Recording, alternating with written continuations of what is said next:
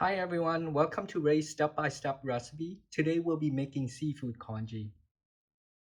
It's Congee is the type of food I make during a cold, rainy day or when I'm not feeling well or when I'm sick. But more importantly, I make it for my loved ones when they are sick. It's the thought that counts, even though congee is relatively cheap to make. Actually, extremely cheap. This bowl of congee probably cost me only 50 cents to make, to be honest. Without further ado, the next step is the recipe. So in order to make our plain congee flavorful, today I will be using a variety of ingredients. On the left here you have pepper, salt, we'll be using a bit of fish sauce, a bit of chicken broth mix, and a can of chicken broth. For the rice, I am using Jasmine rice, and the brand is Jiulan brand. I have also bought for $8.99 a seafood mix, which I'm just going to add to my congee. And for garnish, I'll be using onions. We start by adding in 1.5 cup of rice. Next, you rinse the rice for 3 times, add 8 cups of water, and turn the temperature on high.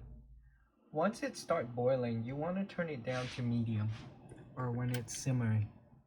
After 20 minutes, you'll notice that the water has evaporated and you'll have more of a rice consistency already. So if we take this out now, we would be able to have rice, although it's kind of mushy, but it would be rice. Right now, you'll want to take better care of the congee. You'll want to come back and periodically stir it, but first, I will be adding in all of our other ingredients right now. We'll start by adding the broth, the chicken broth. Once we add the chicken broth, we're going to turn the temperature back up to boiling and then back down to simmer. For flavor, I'm adding in 2 tablespoons of the chicken broth and 1 tablespoon of salt. And we will also be adding in 2 tablespoons of fish sauce. At this step, I want it to simmer at a higher temperature. And then I'm going to periodically, every few minutes, stir the congee. Make sure it doesn't stick at the bottom. And I'm also going to be removing any excess residue.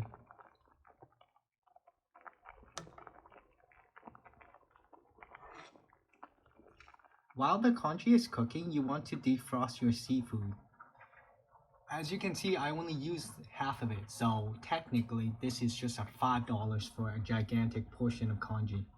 So at the 55-minute mark, you'll notice that the water to rice ratio will be very little and it will look almost as congee already.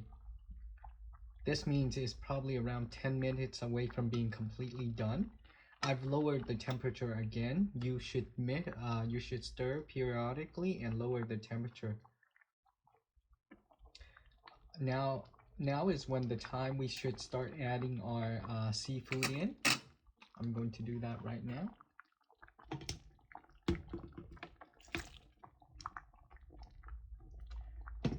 I'm just going to be turning the temperature up a little bit again and then down again for it to simmer with the ingredients for another 10 minutes. After 10 minutes, you'll notice that it is finally reached the level of water to rice, well, congee in this case. You won't have excess water anymore. That means the congee is now completely ready. You should now turn off the stove and put it onto your bowl and ready to eat. And voila, there you have it, your seafood congee. I've added some black peppers and green onions to finish it off with the garnish. This will be very flavorful. Thanks for following along with my congee recipe. I hope you enjoyed the video. Congee is so cheap and so easy to make. And it's really comforting when you eat it. I personally enjoy congee year-round, but sometimes I just don't feel like doing a lot of work, so I make the congee. You can make it with beef, pork, shrimp, chicken. It's very versatile. and it can be as expensive as you want it to be or as cheap. I know that sometimes I make it with gooey duck.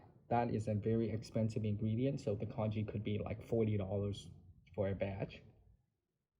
But let me know if you try it and comment down below.